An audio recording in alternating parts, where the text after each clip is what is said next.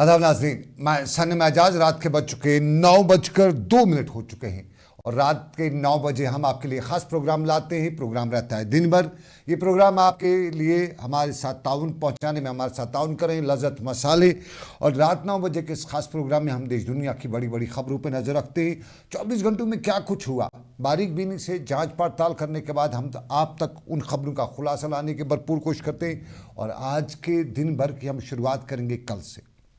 कल मुल्क का बड़ा मार्का यानी कल 18वीं लोकसभा इजलास का शुरू होने जा रहा है और 3 जुलाई तक के इजलास जो है ये जारी रहेगा। और इस दौरान एक तो स्पीकर जो है, अबूरी स्पीकर है, उनको हलफ दिलाया जाएगा। हलफ बर्दारी की रस्म भी होगी, तकरीब भी होगी। और उसके बाद 27 जुलाई को सदर हिंद द्रौपदी मुर्मू मुश्तरका इजलास से ख़ताब भी करेंगे। इस दौरान दोनों जो नवमंतखब सरकार है वो दोनों ऐवानों में अपनी पॉलिसीज़ भी रखेगी और नए स्पीकर का क़याम अमल में लाने के लिए इक़दाम भी उठाए जाएंगे।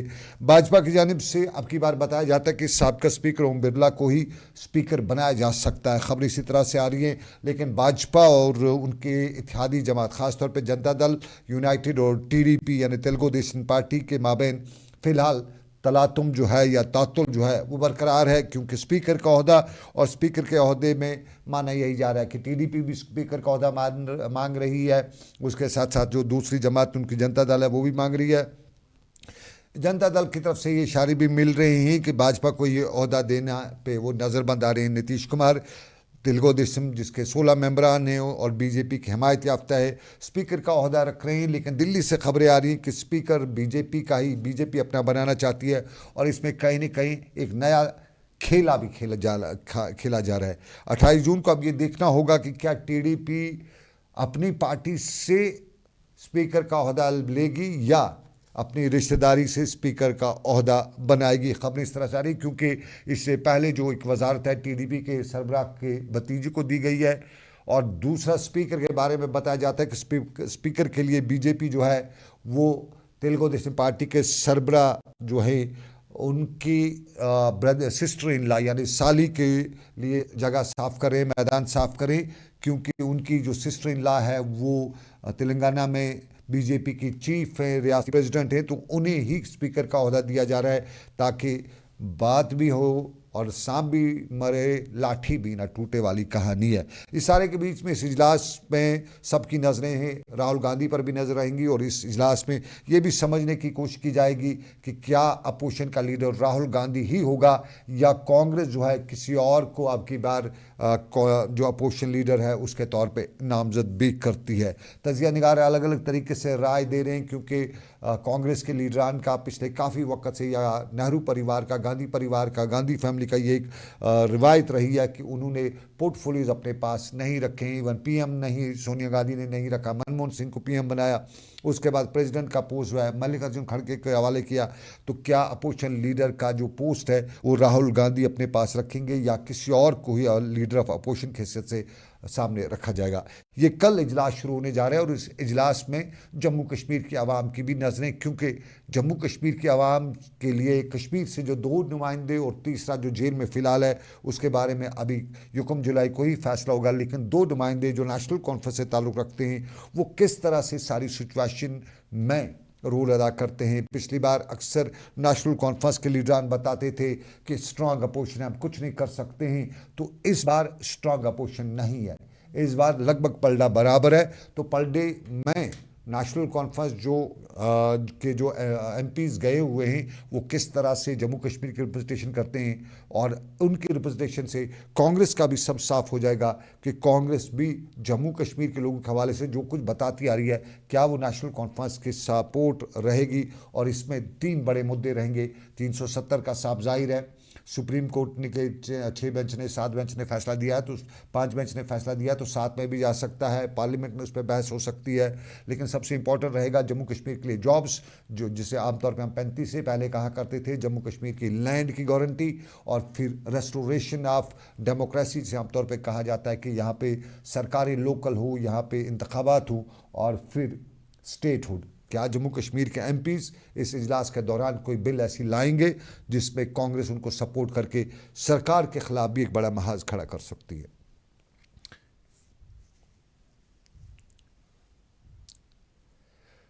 चलिए अब ज़रा दूसरे पड़ाव पर चलते हैं। दूसरा पड़ाव लाइन ऑफ कंट्रोल का है। आपको नाज़रीन याद होगा, मामला रियासी से शुरू हुआ था। रियासी में यात्रियों पे हमला हुआ था और उसके बाद दूसरे दिन में दूसरा वाक़ा जो है जम्मू के इंटरनेशनल बॉर्डर से होता हुआ बलेसा और पुंछ तक पहुंचा। फिर कश्मीर के बांडीपुरा में हालात भी देखने को मिले, वहाँ पे भी इनकाउंटर हुआ, रफ़ियाबाद में भी इनकाउंटर हुआ। और दौरान इस शब से लेकर अभी तक जो खबरें आ रही हैं, लाइन ऑफ कंट्रोल के उड़ी सेक्टर में गोलान कमलकोट के जो ग्वालता या गोलान है उसके में जो है कल इनकाउंटर हुआ था, जिसमें आज सुबह सरकारी ज़राए ने बताया कि उसमें एक मिलिटेंट मारा गया है।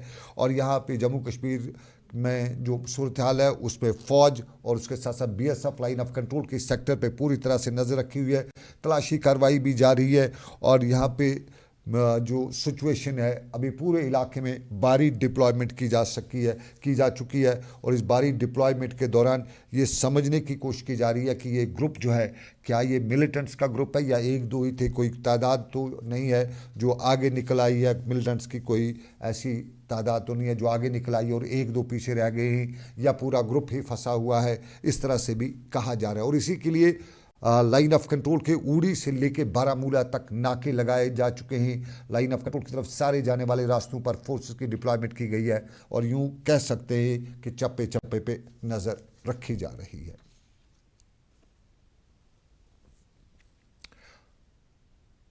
और अब ज़रा जम्मू कश्मीर से मुतालिक एक और जम्मू कश्मीर के लेफ्टिनेंट गवर्नर मनोज सिन्हा का बयान। मनोज सिन्हा आज रियासी तलवाड़ा में पुलिस ट्रेनिंग एकेडमी में थे और पुलिस ट्रेनिंग एकेडमी में जो पासिंग आउट परेड हुई उस मौके पर तकरीब हो रही थी और इस तकरीब पर जवानों ने मार्च पास किया, सलामी ली और नए आज़म के साथ आगे बढ़ने का ऐलान भी किया।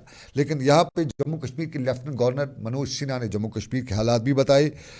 पाकिस्तान का नाम ना लेते हुए एक बार उन्होंने फिर बताया कि जम्मू कश्मीर में पाकिस्तान, या उन्होंने पड़ोसी मुल्क का लफ्ज़ इस्तेमाल किया, पड़ोसी मुल्क जो है वो मिलिटेंसी को और स्ट्रांग करने की भरपूर कोशिश कर रहा है और इस हवाले से मिलिटेंट्स की या दरअंदाजी की कोशिशें भी की जा रही है। मनोज सिन्हा ने इस परेड में अपने ख़ताब के दौरान जम्मू कश्मीर में मिलिटेंसी को ख़त्म करने का इहादा भी दोहराया और बताया कि जम्मू कश्मीर में अमन बहाल करने और लोगों के जान माल के तहफ़्फ़ुज़ को यकीन बनाने में जम्मू कश्मीर पुलिस ने कोई कसर नहीं छोड़ी है और ज़ीरो टॉलरेंस जो मिलिटेंसी के ख़िलाफ़ है वो इस मौके पर वो डटे हुए हैं।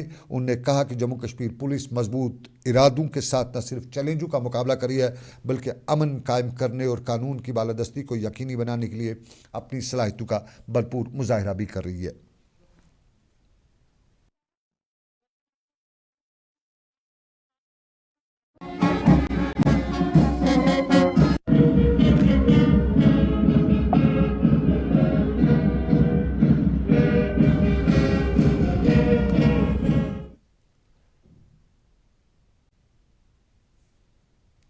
आप देख रहे हैं प्रोग्राम दिन भर सनम एजाज के साथ। रात के 9:10 हो चुके हैं और रात के 9:10 पे आप डिनर कर रहे हो सकते हैं, तो डिनर कीजिएगा लेकिन इस्तेमाल लज़्ज़त मसाले कीजिएगा, देखिएगा मज़ा आएगा।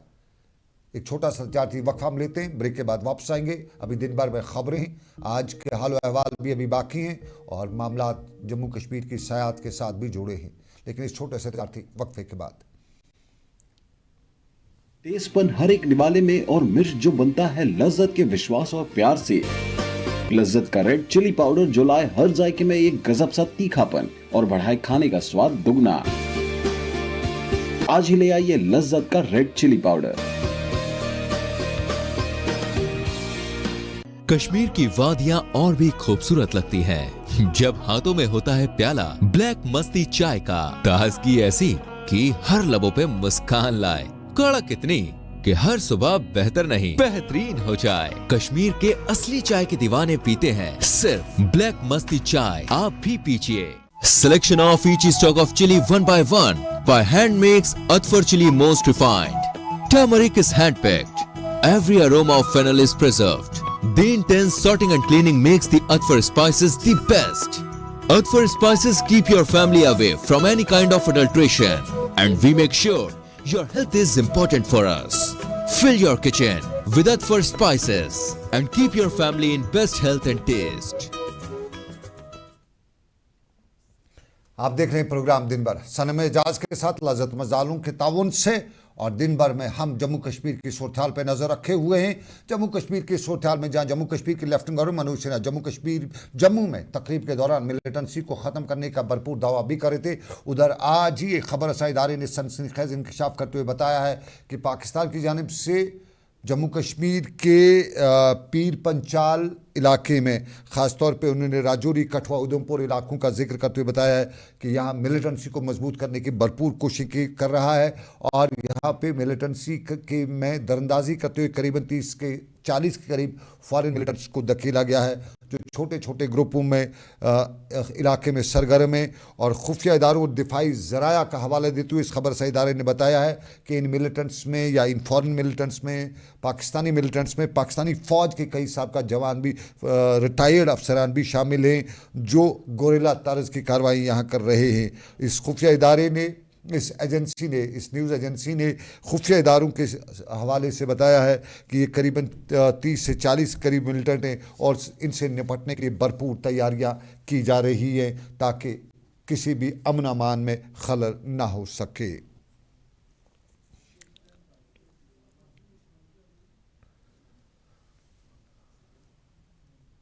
और नाज़रीन, जम्मू कश्मीर में मिलिटेंसी और मिलिटेंसी निपटने के हवाले से जम्मू कश्मीर के रियासती पुलिस सरबराह ने जम्मू में आज एक बड़ा बयान देते हुए बताया है कि जम्मू कश्मीर पुलिस के पास या जम्मू कश्मीर सरकार इसके खिलाफ सख्त कार्रवाई कर रही है। जम्मू कश्मीर में अमरनाथ यात्रा भी होने जा रही है, लेकिन उसके साथ साथ जम्मू में आज रियासती पुलिस सरबराह आर स्वेन ने एक तकरीब में बहु प्लाजा में एक police station, cyber police station का इफ्ताह करने के बाद मीडिया से बात करते हुए बताया कि जम्मू कश्मीर में इस सारी सूरत में अब एनिमी एजेंट एक्ट, जो कि यूएपीए से भी ज़्यादा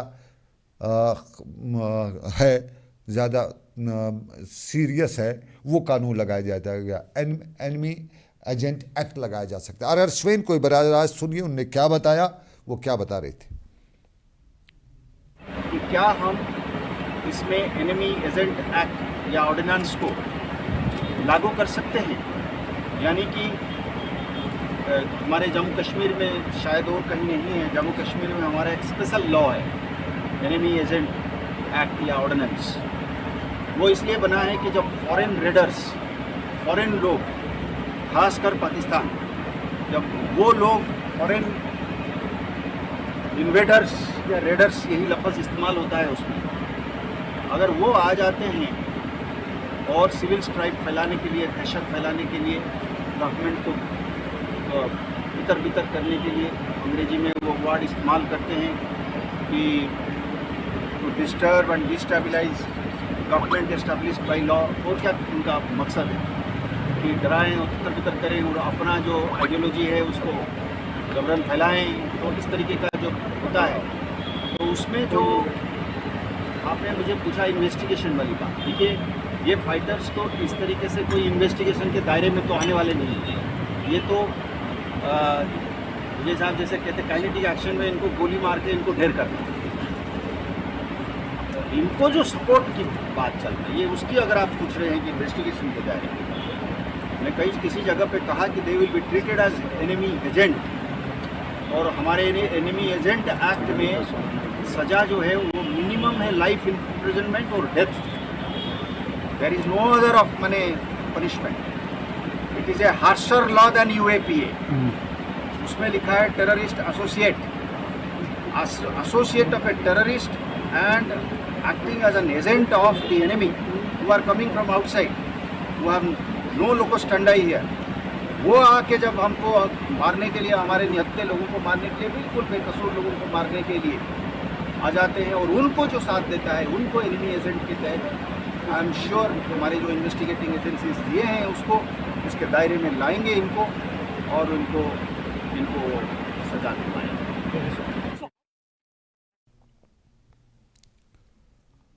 enemy agent act harsher than UAPA, ये रियासती पुलिस सरबराह RR स्वैन बता रहे थे। आपको बताते चले अमरनाथ यात्रा भी होने जा रही है और अमरनाथ यात्रा के हवाले से सरकारी सतह पर तैयारियां की जा रही है। रियासती पुलिस के IGP आज अमरनाथ यात्रा को खुशअस्लूबी के साथ पाई तकमील तक पहुंचाने के लिए चंदनवाड़ी में सूरत हाल का जायजा भी ले रहे थे।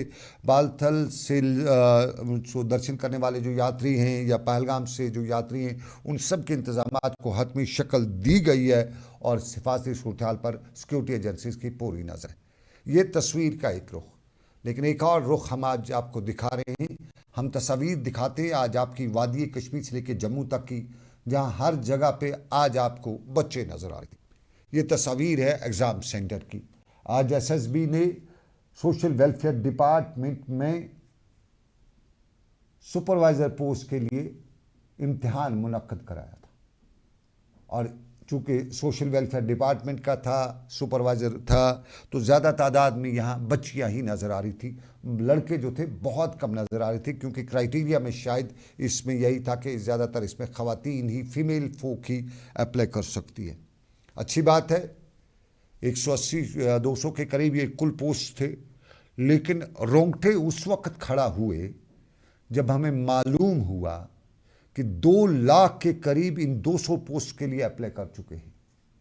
तो इससे बड़ा अलमिया इस रियासत के लिए क्या होगा कि भीड़ जो है, लाइन जो है, जो हमारे यहाँ बेरोज़गारी है, उसका सांप जो है कितना फन फैला हुआ है। इसी मुद्दे पे हम बात करते रहते हैं, हम सरकार तक ये बात पहुंचाते रहते हैं और पिछले प्रोग्राम में भी हमने बताया था सरकार को कि इन चीज़ों से कुछ नहीं होगा। 200 पोस्ट निकाले, 50 पोस्ट निकाले, जब आगे वो कश्मीरी में एक कहावत है कि खाना कम है तो बाकी दुआएं मांगने से क्या होगा। तो यहाँ पोस्ट कम हैं तो लंबी लाइनें लगाने से क्या होगा, दिखाने से क्या होगा।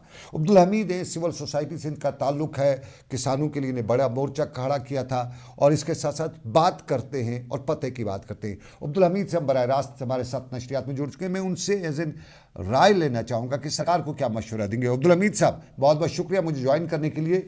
मैं 2 मुद्दों पर आऊँगा। पहला एक मुद्दा जो है, जो सोशल वेलफेयर के आज एग्ज़ाम हो रहा था, आपके गांव में भी सेंटर हो सकता है, हर स्कूल में हमने सेंटर देखा और सेंटर हर स्कूल में रखने की ये वजह थी कि 200 के करीब, पूरे 200 भी नहीं, 200 के करीब पोस्ट और उसमें 2 लाख से ज़्यादा लोग बच्चे इम्तिहान देने के लिए आए थे।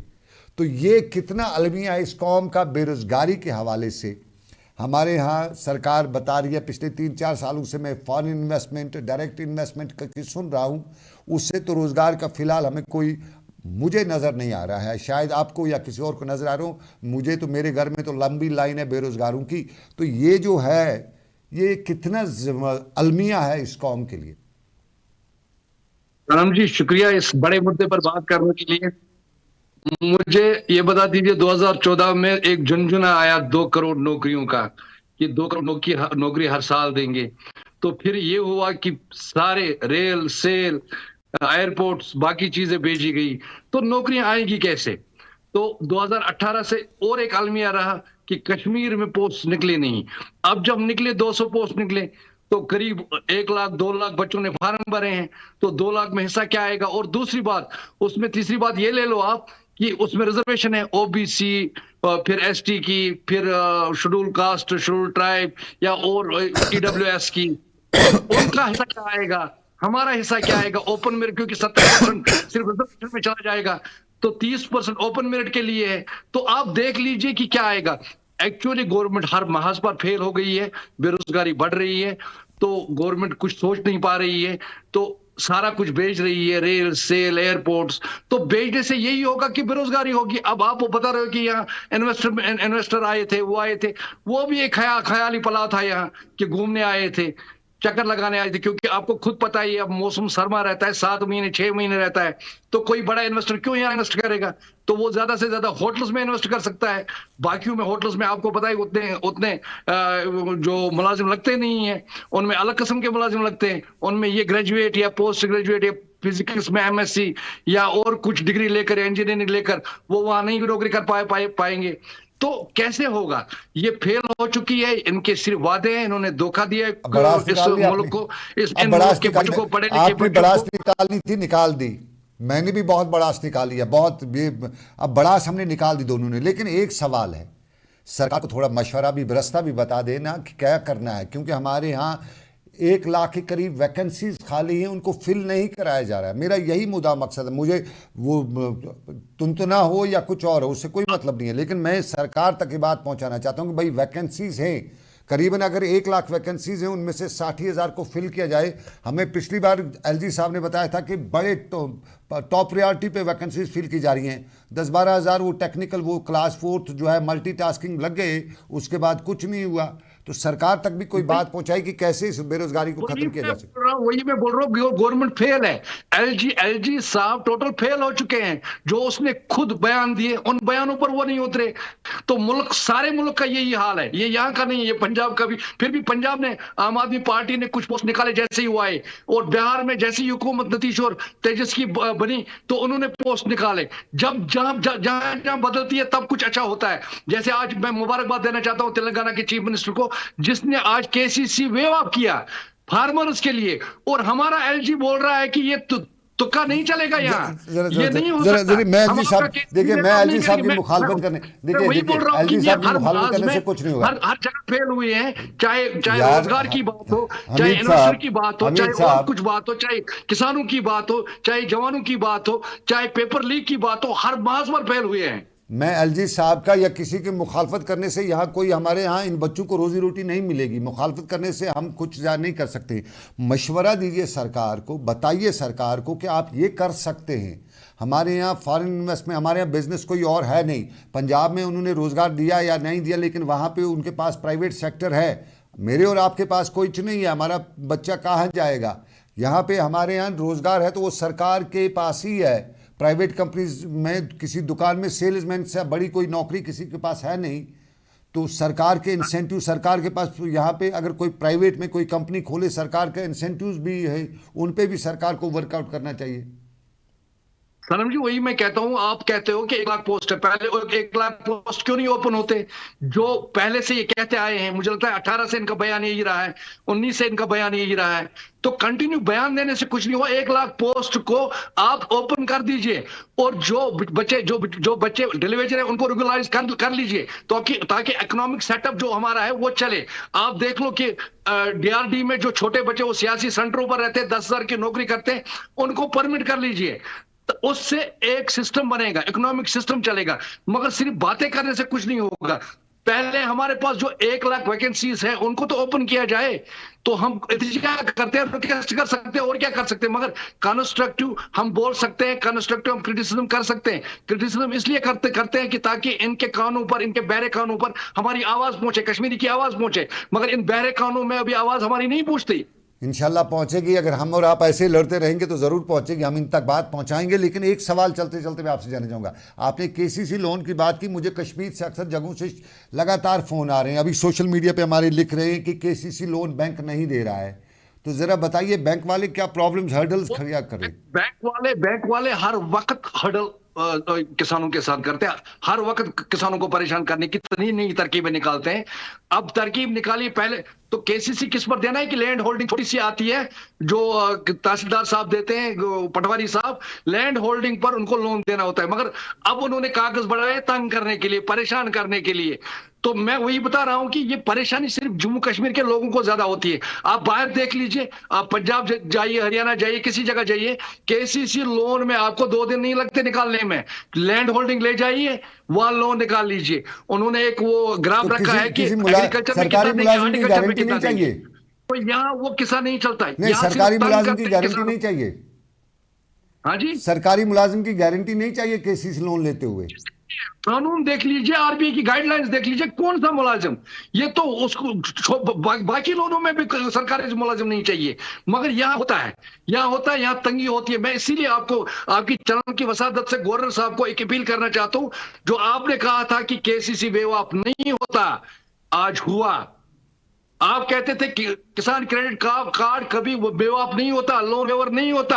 आज कर्नाटक, तेलंगाना ने करके दिखाया। उन्होंने 2 लाख तक जिसका भी केसीसी हुआ तो उनको माफ कर दिया। मैं मुबारकबाद देना चाहता हूं तेलंगाना के, मुबारकबाद बाद में। हम अपनी बात करें, हम अपनी बात करें। हम यहाँ पे परेशान हैं, हमारे आसपास के लोग परेशान हैं।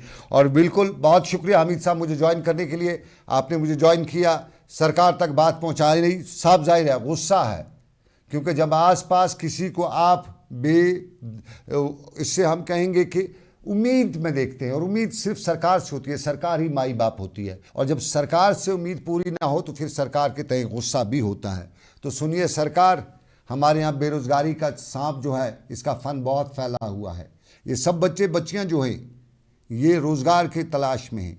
आज आपको लड़के नज़र नहीं आए, लेकिन पिछले कई सालों से, 10 सालों से यहाँ कोई टीचर लिस्ट नहीं निकला है, यहाँ कोई पैरामेडिकल लिस्ट जारी नहीं हुआ है। पिछले 10 सालों से यहाँ पे बाकी डिपार्टमेंट्स में कोई फॉरेस्ट में रिक्रूटमेंट नहीं हुई है। हमारे यहाँ दूसरे डिपार्टमेंट्स हैं। पिछले साल मल्टीटास्किंग का एक छोटा सा पोस्ट निकाला, उनको भी आप पीनट्स पे, जिस तरह पहले यहाँ वो लगाते थे रहबर तालीम, रहबर खेल, उस तरह वो उनको दिया, पीनट्स पे वो काम करते हैं। तो सरकार, आपकी जिम्मेदारी है, आप माई बाप होते आवाम के, तो माई बाप का ये पहला उसूल होता है कि आवाम की खिदमत की जाए। लेकिन KCC लोन के हवाले से अक्सर लोगों ने हमें शिकायत की कि जम्मू कश्मीर बैंक के जिस शाख पे भी वो जाते हैं, वहाँ पे उनको KCC लोन लेने के लिए सबसे पहले सरकारी मुलाजिम को गारंटर लाना पड़ता है। किसान के को खाद लानी है, लेकिन उस खाद लाने से उसके लिए उसको पैसा चाहिए, लेकिन उस पैसे को हासिल करने के लिए पहले उसको किसी गारंटर की ज़रूरत है, और वो भी सरकारी मुलाजिम होना चाहिए। अब जिसका सरकारी मुलाजिम रिश्तेदार ना हो, भरोसे वाला ना हो, वो गारंटी क्यों देगा? तो किसान को ना खाद मिलेगी, ना यूरिया मिलेगा, ना पोटाश मिलेगी, ना कीड़े मार दवाई मिलेगी, ना पनीरी मिलेगी, और ना कुछ। KCC लोन सिर्फ हवाई किला दिखाई देता है। उसके लिए जम्मू कश्मीर बैंक, जिसका दावा है कि मैं खुददारी की बात करता हूँ, मैं वो कश्मीरी की बात करता हूँ, खुददारी से खिदमत तक की बात करता हूँ, वो बात सिर्फ हवा में है, कागजी घोड़ा है। ज़मीनी सतह पे बैंक का मैनेजर, बैंक का मुलाजिम, बैंक का अफसर जो है मनमानी करता है, नया कायदा और कानून बीच में ठोस देता है। लेकिन नए और कायदे और कानून के ख़िलाफ़ महाज खोल रहे हैं, और जहाँ जहाँ पे भी नौजवानों के ख़िलाफ़ कोई कार्रवाई होती है, नौजवानों के ख़िलाफ़ इस तरह के मामला आते, नौजवान सामने आते हैं। और नौजवानों ने पिछले इलेक्शंस में भी सामने आकर बता दिया है। आज बात एक बार फिर नौजवानों की, और ये श्रीनगर के हुमामा के इलाके में आज नौजवानों ने कसम ली कि हम अपने मुआशरे को एक सही मुआशरा तश्कील देने की भरपूर कोशिश करेंगे। हम अपने आसपास सोसाइटी में, अपने मुआशरे में, हमारे आसपास जो कुछ भी हो रहा है उस पर हमारी नज़र है, और जहाँ कहीं जिससे भी गलत होगा, जो भी गलत करोगा, जो भी हमारे मुआशरे में नासूर बनाने की कोशिश करोगा, उसके ख़िलाफ़ हम उठ खड़ा होंगे। और ये FM जो ग्रुप है, उनकी तरफ से आज बाज़ाब्ता तरह यूथ फोरम मुनक़द किया गया था, और उस यूथ फोरम में कई सियासी और समाजी शख्सियात मौजूद रहीं, और इस दौरान सियासत पर भी बात हुई, और सियासत के साथ साथ दूसरे मामलात पर भी बात हुई। और यहाँ FM ग्रुप के मुख्तार अहमद ने नौजवानों को यकीन दिलाया कि आने वाला दिन, आने वाला वक्त सुनहरी ज़रूर होगा।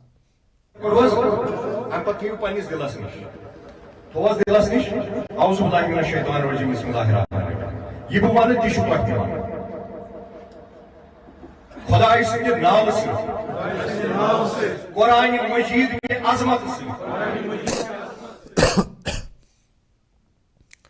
और नाज़रीन, आपको अब ये भी दिखाते चलें, बताते चलें कि हम एक कोशिश कर रहे हैं, एक पहल कर रहे हैं, और इस पहल में हम कितना कामयाब हैं आप ही बता सकते हैं। वॉइस टेलीविज़न उर्दू हमारी पेशकश, हमने इसको आपके लिए रखा है ताकि आपकी आवाज़ हम बन सकें, आपकी आवाज़ कहीं पहुंचा सकें।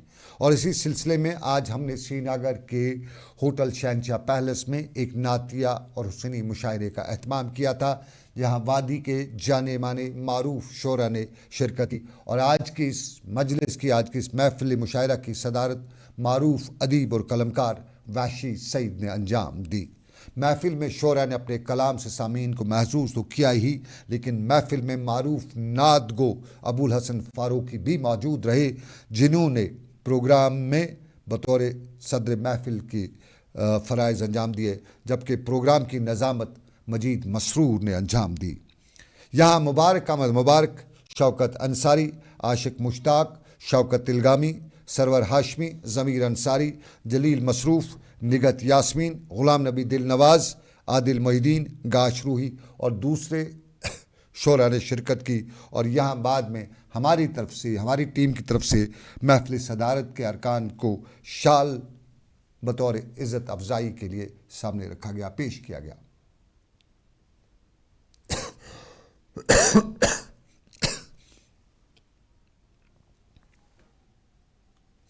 तो हमारी कोशिश, और इस कोशिश में हम कितना कामयाब हैं, कितना हमें और करना है, ये आप भी जानते हैं। तो इसमें आपके ताउन की हमें ज़रूरत है। आप हमारे साथ जुड़े रहिएगा। टेलीविज़न से लेकर सोशल मीडिया के प्लेटफॉर्म पर आप हमारे साथ जुड़ सकते हैं। सोशल मीडिया पर आप अपने कमेंट्स कर सकते हैं। सोशल मीडिया के फेसबुक, यूट्यूब और उसके साथ ट्विटर पर आप हमें अपनी राय से आगाह कर सकते हैं। और हमारी आपसे इस्तदा है, गुजारिश है कि अगर आपको हमारा प्रोग्राम अच्छा लगता है तो लाइक कर दें, शेयर कर दें, ताकि हमारी हौसला अफजाई हो सके, हम ये जान सकें कि हम आपकी सही तर्जुमानी करते हैं। तो फ़िलहाल अभी खबरें और भी थी। आड़ूवेली की खबर थी, बडगाम की खबर थी, जम्मू से भी खबर थी, लेकिन वक्त इजाज़त नहीं देता है। एतवार की रात है, 9:30 बज चुके हैं। आपके घर में बहुत से लोग होंगे, और सबको दुआओं में भी याद रखिएगा, मुझे भी दुआओं में याद रखिएगा। अल्लाह आपका, मेरा सबका निगहबान हो। अल्लाह हाफिज़।